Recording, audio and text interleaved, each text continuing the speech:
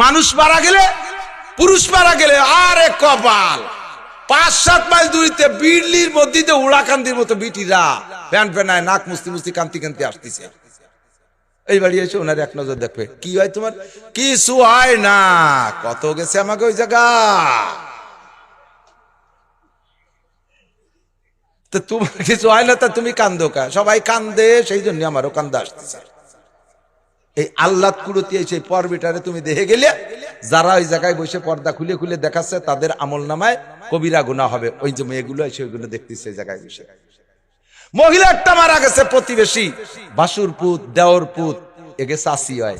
এই চাষি গেছে মরার পরে জীবদ্দশায় যেমন দেখা না যায়, মরার পরও দেখা না যায়। দ্রুত তাকে শরীয়ত সম্মত ভাবে দাফন করায় দেন। এই পর্যন্ত, জানাজা পর্যন্ত, দাফন পর্যন্ত কাজ শেষ।